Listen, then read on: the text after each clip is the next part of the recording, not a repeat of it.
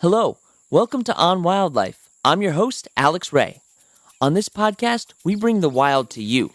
We take you on a journey into the life of a different animal every week, and I guarantee you're going to come out of here knowing more about your favorite animal than you did before. I'm so pumped for this week's episode because I got to sit down with Deborah Tabart, the head of the Australian Koala Foundation. So get ready because we're heading down to Australia to talk about koalas.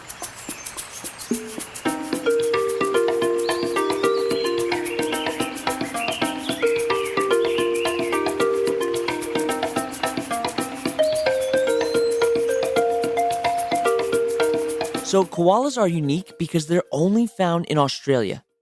They grow to be a little under 3 feet tall and they can weigh over 30 pounds.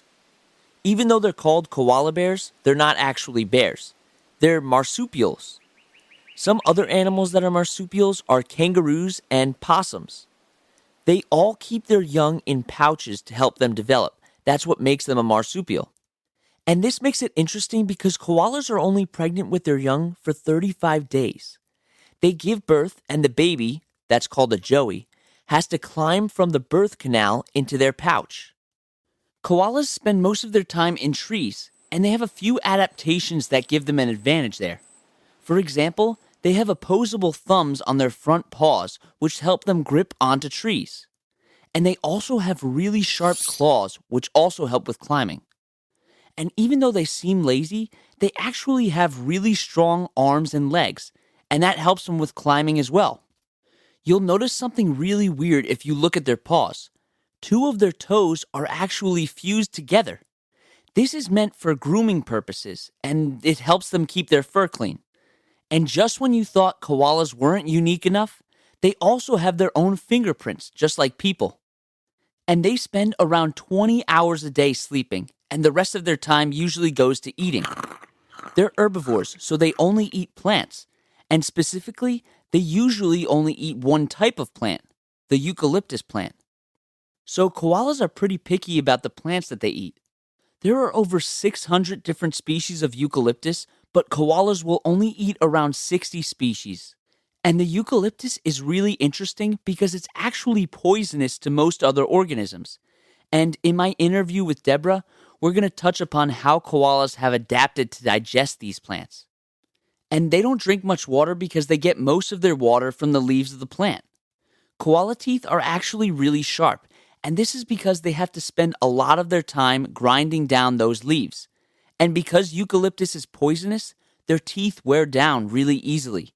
Sometimes, scientists can predict how long koalas will live just by looking at their teeth. And there have also been studies that show that male koalas that have worn down teeth a little bit, but not too much, are able to reproduce with females more frequently. And now I want to talk about koalas' senses, because they don't have the best vision, but they do have some other really strong senses that are keys to their survival. First of all, they have really good hearing. You can just tell this by looking at how large their ears are compared to their head. Sometimes koalas can live far away from each other, so their sense of hearing can come in handy when they're trying to communicate with other individuals. The most common sound that these animals make is called the bellow. It's really loud, and males can bellow to show dominance. They also have a great sense of smell, which can be used in a lot of different ways.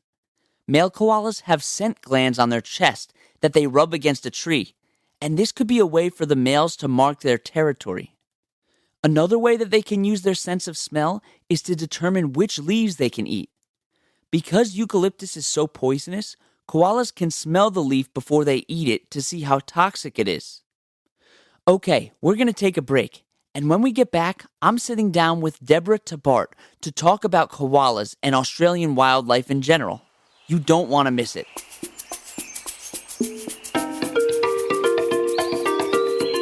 Time for a trivia question. Here's an open-ended one for you. Why do leaves change their color in the fall?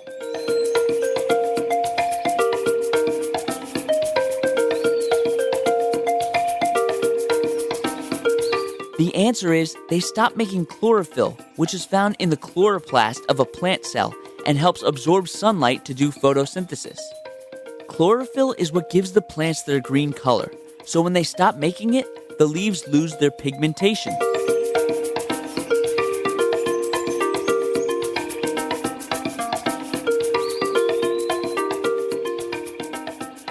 Okay, so we're back. I hope you enjoy my interview with Deborah. Hi, Deborah. How are you? I'm well, thanks, Alex. Good. I'm really happy to have you on the podcast, and I really can't wait to hear what you have to say about koalas. Um, so first, just tell us a little bit about yourself and how you became interested in koalas. Well, I got approached by the board of the Australian Koala Foundation in 1987, who said that they wanted someone like me to join them. They were only 2 years old. There was $17,000 in the bank, 89 members, some of whom were Americans.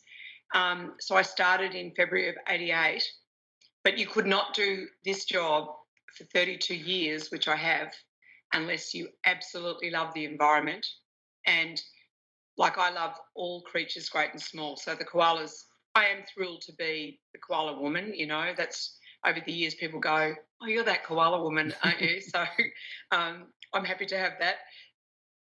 Probably wouldn't be as nice to be the wombat woman, but yeah, so I think the koala is such a fantastic species to really engage people, as we know. So I just love coming to work every day, even after all this time. And I think it's taken me that long to understand a lot about the animal, but also the problems and then the solutions. So it's been a great journey. That's great. And can you talk a little bit more about the Australian Koala Foundation and kind of your mission there? Yeah. So look, when I first got my job, I was just told raise money and we were going to sort of fund universities and stuff like that, which we did. And so raising money for koalas was pretty simple. You're too young to remember a man called Ken Dome, but he used to make these beautiful T-shirts and he drew koalas on them. And so I went to him and said, can you give me some money, And so he gave me $10,000, so it was like that, $2 here, $5 here. And running a charity is sort of fun in a way. But what happened, and we started to raise money and we started to fund universities. But what would happen, and you can imagine that Australia is huge, like America. So koala habitat goes basically from Vancouver to the Mexican border, and almost like the size of California and Oregon. So it's a huge landscape. It's 1.5 million square kilometres. Wow. It's enormous. So when you're trying to protect that much, you can imagine every single person in LA said, Deborah, you've got to come and save these koalas, or San Diego or Oregon. And you go, right, I'm off, So so then I started to realise that it isn't just a scientific document. It's about cars and dogs and roads and disease and cutting down trees. It's so complicated. So I'd only been in the job about 4 years and I suddenly said, we have to have maps. We have to have a map of Australia that says this is koala habitat and this isn't. And then we had to put sort of all the cities over it. So if you can imagine California and Washington State, all that sort of stuff, from that distance, we now have maps. And I thought it would take 2 years to do, but it took 23 years. Oh, my God. That's crazy. And $15 million. Jeez. So those maps are, in America, we won a Smithsonian medal for those maps in 1998. So, and those maps are pretty accurate. So now when a development or a mine, a coal mine or a road, you can actually sort of understand the implications by using those maps. And on our website, you can actually have a look at them. And so they're one of the greatest achievements for the foundation. So then between 1988 and now, then people ask me, come to this part of the country, come here, come and have a look.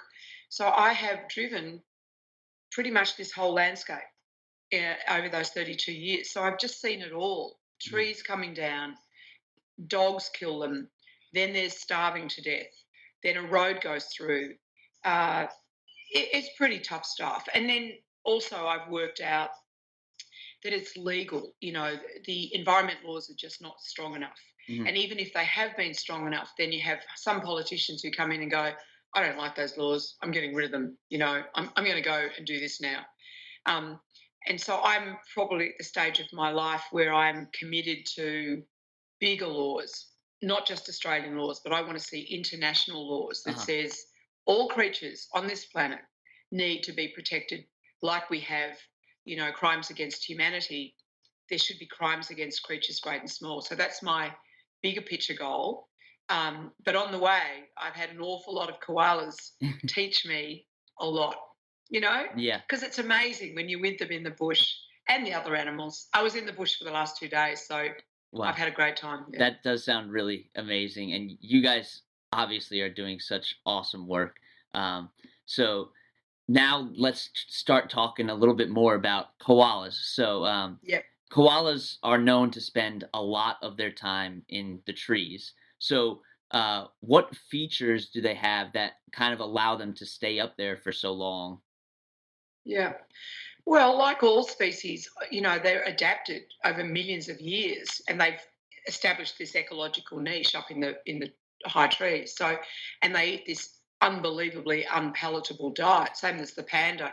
Panda eats bamboo, it's it, and then the koalas do too. But what our research has shown, and look, in the first couple of years, while I was starting to figure it out, we radio tracked 15 koalas, and it was fascinating. And normally scientists go, we're not going to name these animals. And people like Diane Fossey and Jane Goodall were really the first scientists who said, I'm going to make these animals real, call them names instead of just numbers and become sort of like a scientific thing. So on this site, there were 15 animals, and there was one we called him Arnie Schwarzenegger because he was big and strong and whatever. And so we watched how he interacted with all the females and stuff like that. So it looked like his dad. So the first koala was named 501 because that was his radio frequency, and he was a very old koala. And then we called him Levi after the genes, and I was hoping they might give me some money, because Levi genes. But anyway, 501 is dear in my heart. And so if you can imagine a piece of bush, a bit of forest, Arnie is the head man. And then there's females and there's young males and there's young babies and there's joeys and there's the old boy. So we watched all that, and you could see it's very structured. So Arnie was given that territory by his father, 501. Marie and Lulu, 2 females, they're all having babies. And we didn't know exactly who the fathers was, but definitely one was Arnie's. But Lulu, we actually saw her have a baby to Arnie, Joey, and then she keeps that very close to her. She stays in the trees and the boys come to her, basically. But we did watch this female swim across a river, and then she had went to bed with Dennis. And then she had a baby to Dennis, a Joey. And what we could see was that she's got both males completely confused. This is my Joey. So she gets access to both habitats. And in that habitat, there is almost like a 5-star menu, so there's trees that are really dominant, like meat, like a piece of steak, potatoes, vegetables, a salad, some soup, So the koalas have about 10 species that they have to keep healthy. And what happens is when you fragment habitats and cut them down, you might end with them eating up one species like potato or peas or just a salad. So as the habitats get diminished, so does their health. So we learned all this from those koalas. And I think of them every day. I just do. And so everywhere I go, I can say, we've seen a male there. Chances are he's not going to let a big male anywhere near him. So there'll always be a little female, and then she might have a little boyfriend down the road and whatever. So that's what I find fascinating. And I went on one of the islands recently, and we, tracked koalas, or just looking for them. And you can almost predict how they're going to be. It's like, that's mum, that's dad, this is the kids, and they're all related. Wow. It's pretty exciting. That's really cool. So they kind of have like a very complex social structure between them, which is something you just don't think about. No, all animals do. Yeah. And this is the thing about us humans. We're so bloody ecocentric that we just think, oh, that's a koala's dead, it's roadkill, as they call it in Australia. And, but these are families. And so one of the things that was the biggest thing I had in my career when I was younger was that everyone said, oh, she's too passionate, she's too caring about them. But if you don't think of them as the welfare of that family, so you start breaking up family structures, then you have declines. So, yeah, it's, and of course the scientists haven't written this up. So unless it's in the literature, someone like me talking can often be diminished because, listen to my dog Charlie, he's singing to the ambulance that's just gone past. Anyway, so the thing that makes me cross too is that here we are saying we want to respect science, but some scientists are so busy gathering the data that they never write it up. So one of the things I'm proud of for the Australian Koala Foundation is that we filter this. My PR, Emma, that you were talking to, I communicate this, she writes it up, then people like you can hear it and your podcast people can hear it.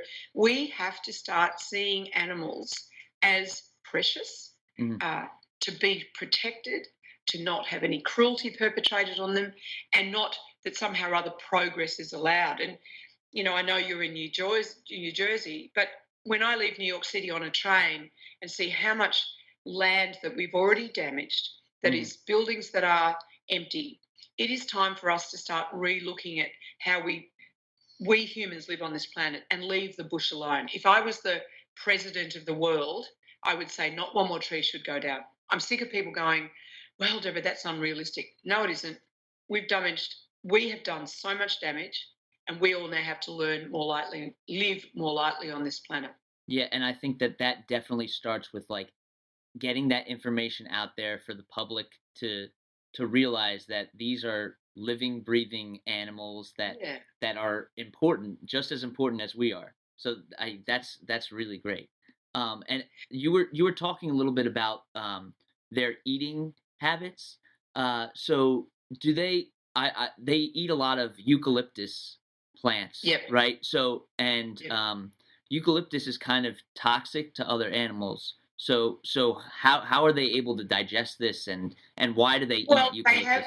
They have they've been adapted over millions of years. So, all the other animals had different parts of the forest. And so they have a long cecum, which is like a long digestive tract. So they eat this, but there's about 750 eucalypts in Australia, and the koalas in different parts of the country. So if you can imagine, the koalas in Victoria eat like Mexican.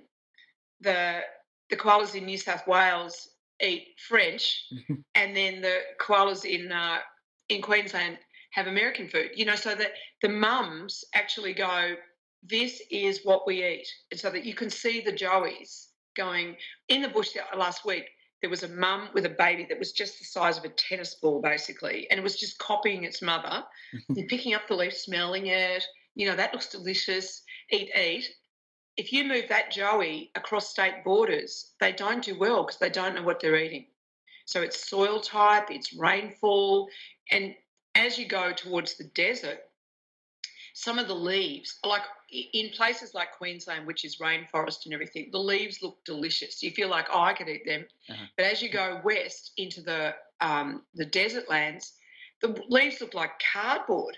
So they've obviously been adapted, So, when I try and stop coal mines or something like that, they're usually in the desert type places. And so one day I drove out and there was a koala just eating this leaf that looked like a piece of cardboard. So, this is the respect again, because everyone goes, oh, well, just move them and put them over here.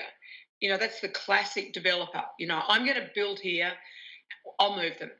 And that I resent, because I do believe that we can live amongst the environment. I really do.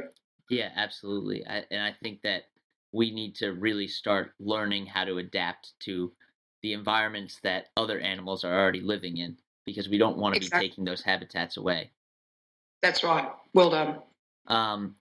Okay, so do koalas have any natural predators at all? Well, I don't.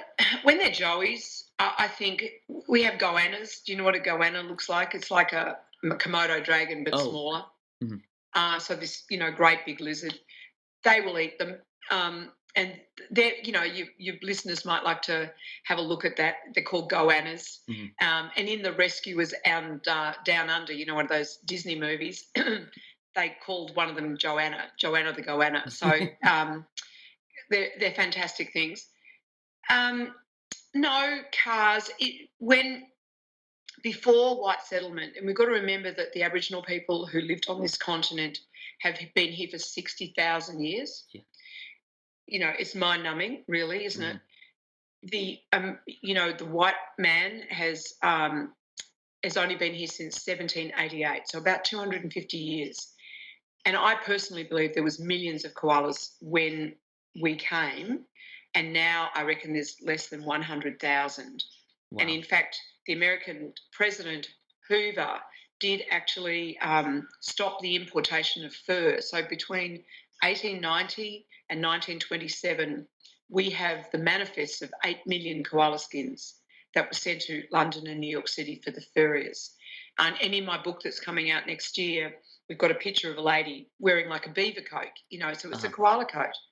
So I think they were in large numbers. I think that the Aboriginal people did take care of the bush, and and the bush was. I can't even imagine what our country looked like when we weren't here. We've done too much damage, and in my view, it's time for us to repair that damage. Absolutely. Um, and it's interesting to think about like what it was like back before we had kind of settled everything and made it habitable for humans. Um, We need so a time machine, Alex. yes, I would love that. Yeah, because when I was starting to think, look, I don't know what I'm doing here. It's all very well to fund this university. It's all very well to go and see people. So I did actually spend a lot of time in America, pretty much the 90s, on and off. We have an office in New York City and in Washington. I spent a lot of time on the West Coast and looked at the Oregon forests and all those things. So the powerful owls, no, what was there was an owl that was very endangered. I've forgotten now. But it's the same issues. It's like, and those redwoods, Mhm. 90% of the redwoods are gone. Yeah. So you think what the Avenue of the Giants looked like when there was 100% of them there. Mhm. I mean, it's so humbling. And as we destroy the environment and we encroach on the animals, bats, and COVID-19 came from a bat probably. And poor little bats are so demonised. I mean, I'm in love with little bats, and I could talk to you about them forever because they're so cute. Oh yeah. So the thing is, we've got to make sure that we live where we live, clean up our act, and let the animals get on with what they do best, and that's to create biodiversity. Yeah, definitely. And so we've been hearing a lot in the news about the Australian wildfires. Yeah. So what impact has that had on the koala population? Well, you know, there was just millions of hectares that were burnt, a bit like California. And we lost 3,000 houses and California lost 19,000. So we need to put things in perspective. But these were the hottest fires ever. And they were like hurricanes. I watched a thing the other night and you just can't believe how bad it was.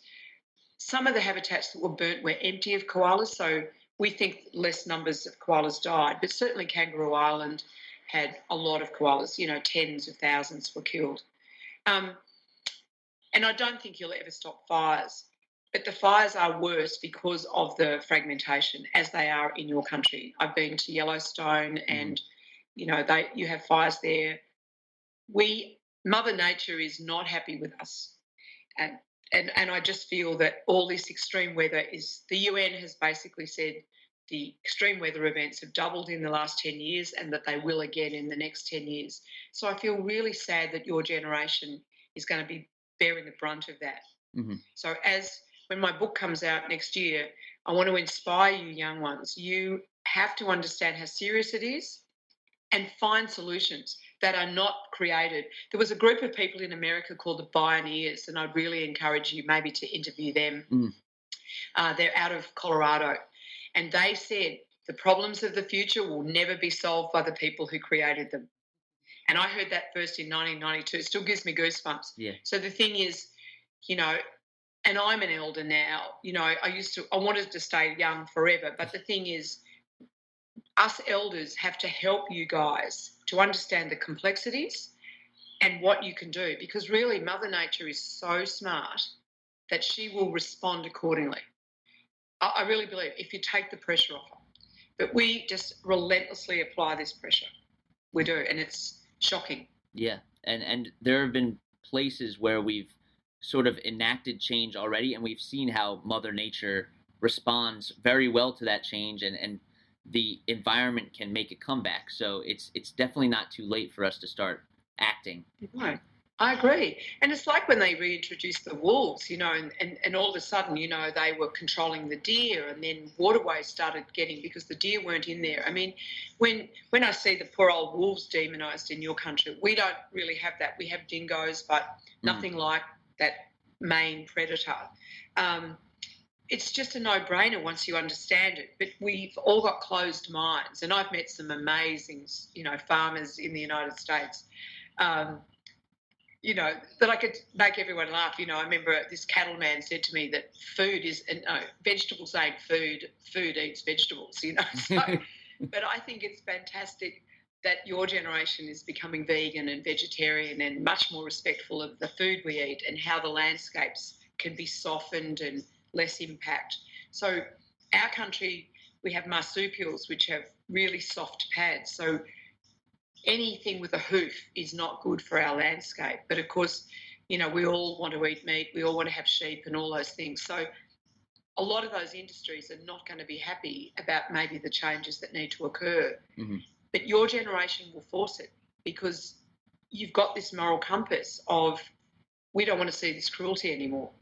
So I do have a lot of hope, Alex, in a way. And that's why I stay in my job, because I think the koala is a great flagship for conversations like this. What I've learned from the koalas really gives you a holistic view of things. Yeah, and I'm glad that you have hope. That gives me hope too. Yeah, good. So this is going to be my last question. So we were talking a little bit about just enacting change. So koalas are facing a lot of issues right now. Their populations are kind of dwindling. So what can we do to help? Well, I am completely committed to new legislation. And I copied it from the Bald Eagle Act. So the Bald Eagle Act came in 1941, and 50 years later, the bald eagle was safe. Prior to that, it was on its way to extinction. Mm. So really, and all they said was, don't cut its trees down. So our act is that simple. There are a lot of people who don't want that. So we have a koala army. So your people might like to join our koala army. Yes. It's a lot of fun. I'm the commander-in-chief of that army, and I love it, medals, the whole thing. And so we need people internationally to say, you, Australia, you, the Australian government, have to protect this species for us, for our grandchildren, because it's a global thing. If you think I'm doing a good job, we don't take any government money, so you can make a donation, you can adopt a koala. But most importantly, Alex, get engaged, watching, your country going to vote. Everyone's got to get engaged. Mm-hmm. Engaged for the future. And it could be fun. If we all just go, this is a dirty, great mess we have to clean up, let's all get to do it. I believe that Mother Nature would just get in behind us. I really do.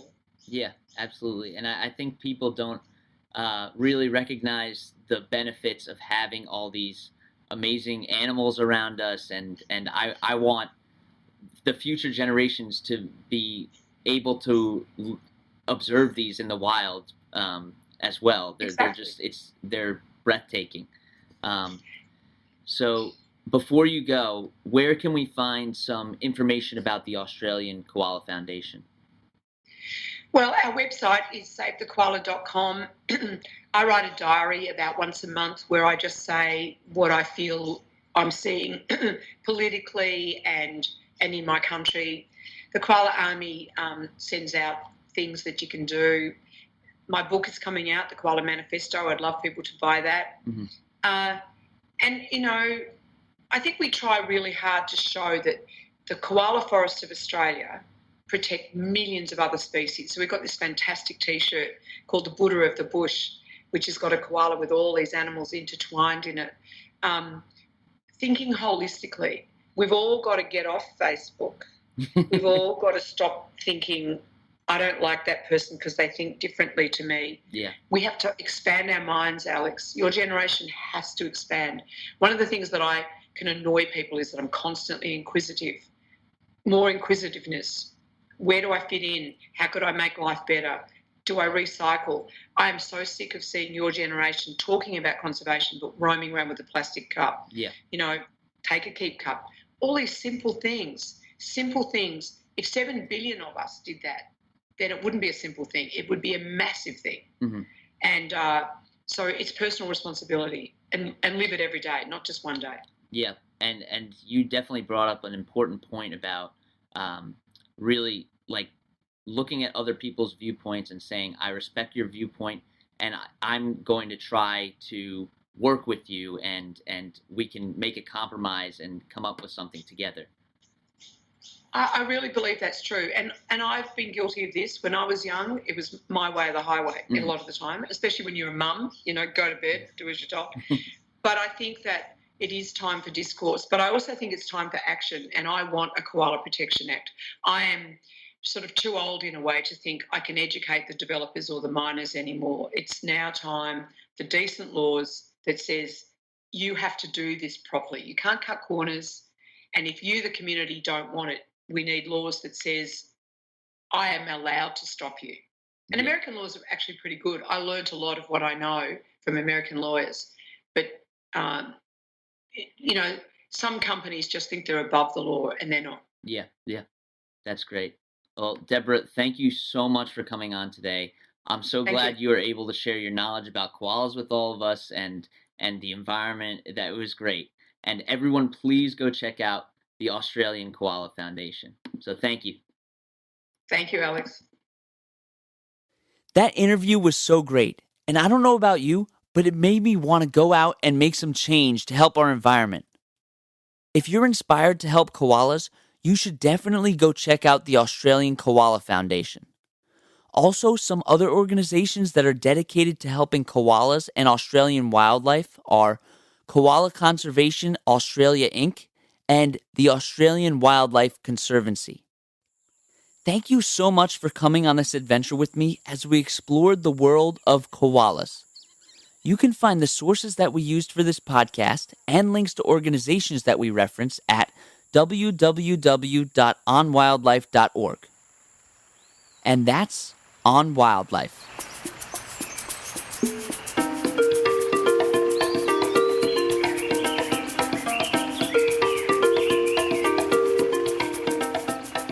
You've been listening to On Wildlife with Alex Ray, brought to you every Wednesday.